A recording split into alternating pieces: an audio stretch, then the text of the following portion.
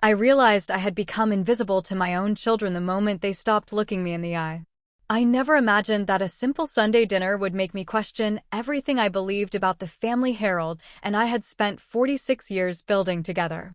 My name is Margaret Collins. I am 72 years old, a widow living in the same white farmhouse outside Columbus, Ohio, where my husband and I raised our son Michael and our daughter Laura. I spent the entire afternoon preparing their favorite meal. The pot roast had been slow cooking for nearly 5 hours, fresh dinner rolls cooled on the counter beneath a clean kitchen towel, and an apple pie rested by the window, just the way Harold used to like it. The dining room looked warm and welcoming, with polished oak furniture catching the glow of the late afternoon sun. I even placed fresh flowers in the center of the table because family dinners had always mattered to me. When the doorbell rang, I smiled before I even reached the front door. Michael walked in first, followed by his wife, Karen. Laura arrived only a few minutes later with her husband, Brian. They all greeted me politely, but something felt different. The hugs were brief. Their smiles never reached their eyes. Instead of sitting together in the living room like we always had, they immediately checked their phones, exchanged quiet glances, and whispered to one another whenever they thought I wasn't paying attention. I tried to ignore the uneasy feeling growing inside me. I poured iced tea into everyone's glasses and asked about work, about the grandchildren, about the family vacation Michael had mentioned weeks ago. Every answer was short. Every conversation ended almost as soon as it began. At one point, I laughed softly at an old family memory involving Harold teaching Michael how to fish on Lake Erie. No one laughed with me. Michael simply nodded without looking up from his phone. Laura changed the subject before I could finish the story. It felt as though I had become background noise inside my own home. During dinner, they barely touched the food I had spent hours preparing. Instead, they kept exchanging subtle looks across the table, as if they were waiting for something more important than being there with me. I noticed Michael glance at the grandfather clock 3 separate times. Karen quietly whispered, "He should be here any minute now," thinking I couldn't hear. My heart tightened. I wanted to ask who they were expecting, but something inside me told me to stay silent and watch. Then, just as the last rays of sunlight disappeared beyond the fields outside my kitchen window, the doorbell rang again. No one looked surprised except me. Michael slowly placed his napkin beside his plate. Laura finally smiled for the first time that evening. Before I could even stand up, Michael looked directly at me and said, "Mom, the lawyer is here." For a brief moment, nobody moved. The only sound in the room was the steady ticking of Harold's old grandfather clock. I looked from Michael to Laura, then toward the front door, trying to understand why a lawyer would be arriving at my house without my knowledge. Daniel Harper stepped inside carrying a worn leather briefcase, his expression calm and respectful. I had met him only twice before, both times when Harold insisted we update our estate planning after he retired. Daniel shook my hand warmly. "Mrs. Collins, thank you for having me. I apologize for arriving during dinner." Before I could answer, Michael quickly offered him a seat at the table, almost as though he had been expecting him all evening. That was when I realized I was the only person surprised by his arrival. Daniel placed his briefcase beside his chair but did not open it. Instead, he looked at me with genuine kindness and asked how I had been managing over the past year. It was such a simple question, yet it caught me off guard because no one else at the table had asked me that since they arrived. I smiled politely and said I was doing my best.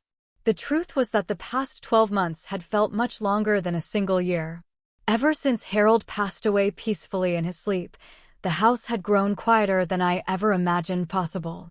Every morning I still made 2 cups of coffee before remembering there was only one person left to drink it.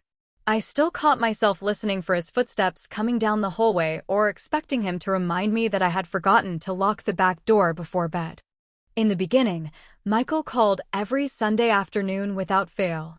Laura stopped by with homemade soup and promised we would never let distance change our family. But little by little, those visits became monthly. Then every few months, phone calls turned into brief text messages. Holidays were suddenly too busy. Birthdays became quick greetings sent hours late.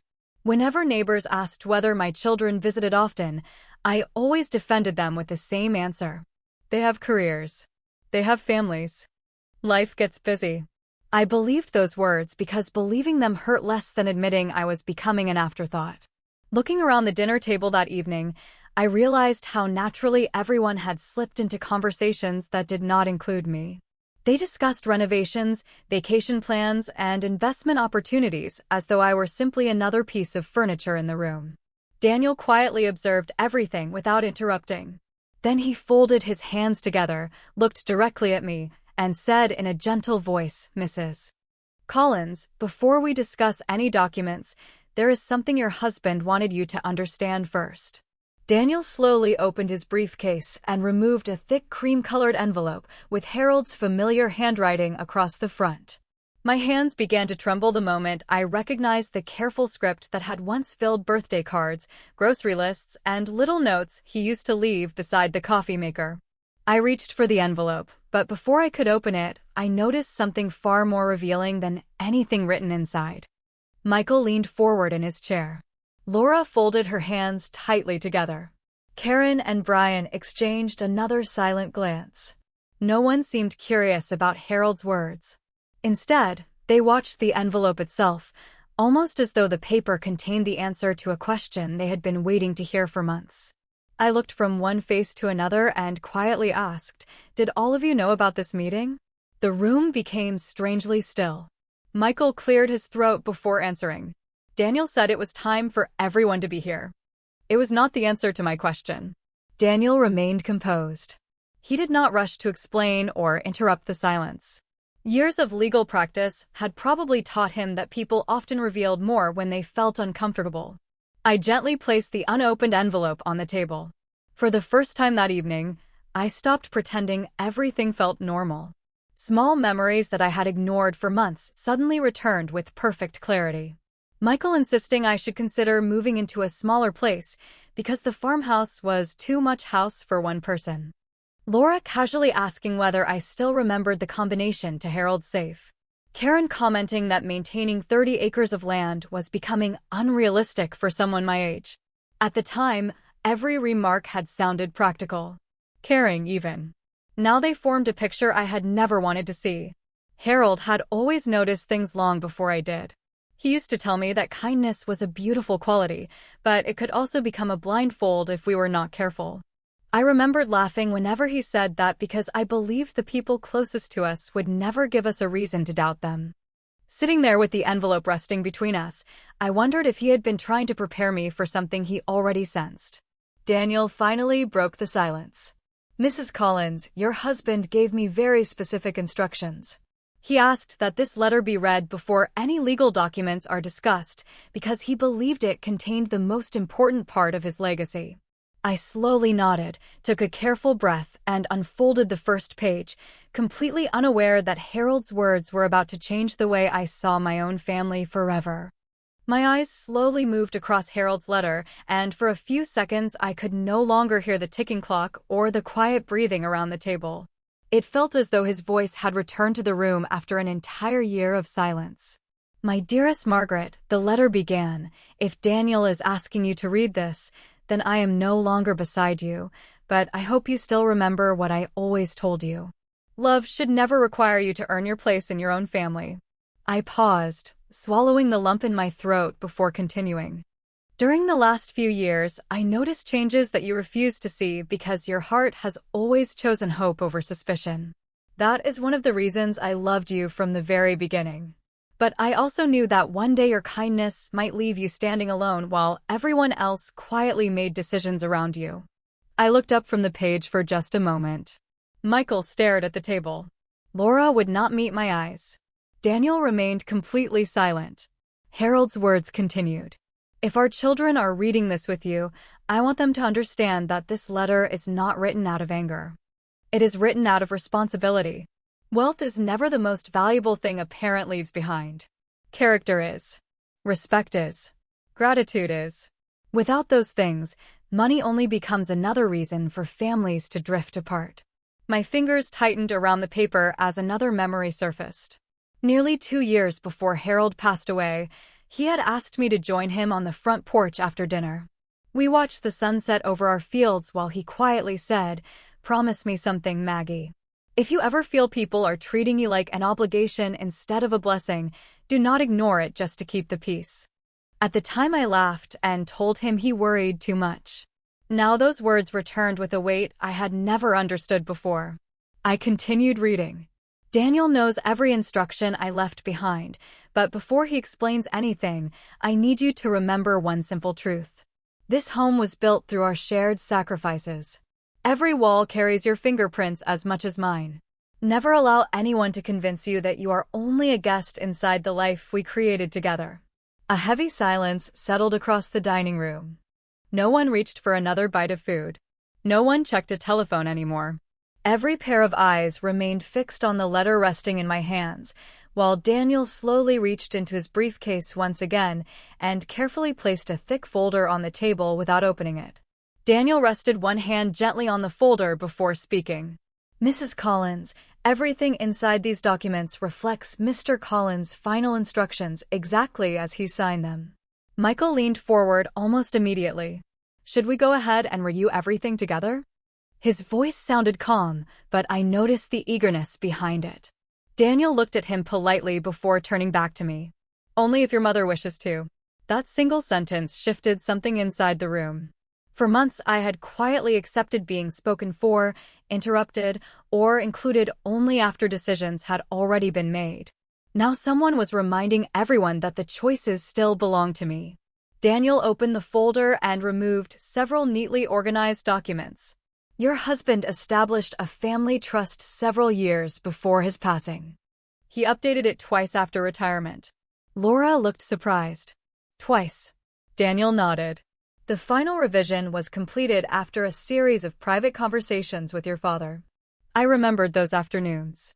Harold would drive into town, return home with a thoughtful expression, and simply tell me everything was taken care of.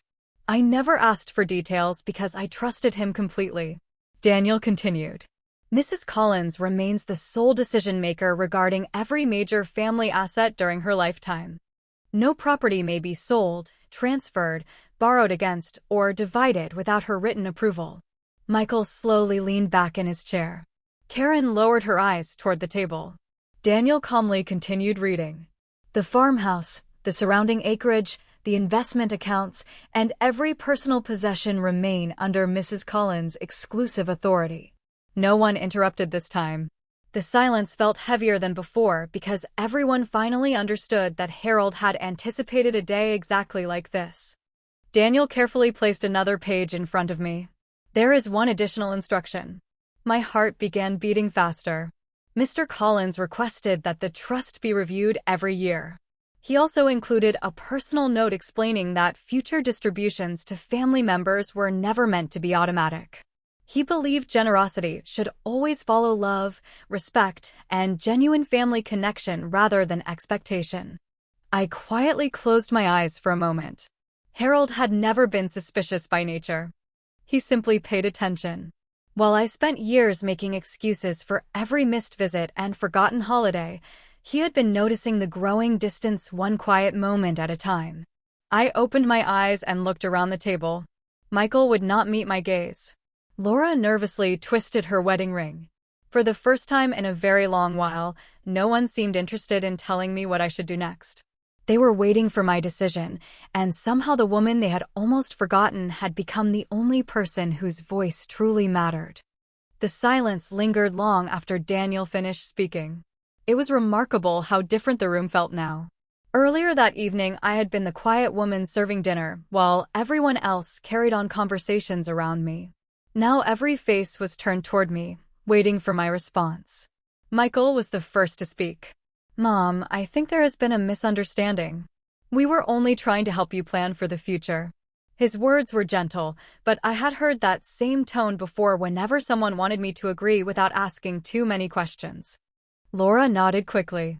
"We have only been worried about you living out here alone. That is all." I looked at both of them for a long moment. There was a time when those explanations would have been enough. I would have smiled, apologized for overthinking, and changed the subject so everyone could feel comfortable again. But Harold had left me more than legal protection. He had left me permission to trust what I had been seeing with my own eyes. I folded his letter carefully and placed it beside my plate. "I believe both of you love me," I said quietly. "But somewhere along the way, you stopped seeing me as your mother and started seeing me as a problem that needed to be managed." No one answered. Karen stared down at her untouched dinner. Brian slowly leaned back in his chair without saying a word. I continued calmly. "The hardest part was never the quiet house after your father passed away. It was realizing that every time I reached for the telephone, I wondered whether I would be interrupting your lives. I stopped calling because I did not want to become another obligation on your calendar." Michael's expression softened. "Mom, we never wanted you to feel that way." I nodded gently. Intentions matter. But so do actions. Holidays passed. Birthdays became messages instead of visits. Family dinners disappeared unless paperwork was involved. Daniel quietly gathered the documents, but left Harold's letter where it rested beside me. I placed my hand on the worn paper and smiled, not because everything had been repaired, but because something inside me finally had. I no longer felt invisible. Whether my children fully understood that moment or not was something only time could answer. Outside the dining room window, the last light of evening faded across the fields Harold and I had worked together for decades. The farmhouse did not feel lonely anymore. It felt steady. For the first time since losing my husband, I understood that my future would not be decided by fear of being left behind. It would be guided by self-respect, by wisdom, and by the quiet strength Harold had believed was inside me all along.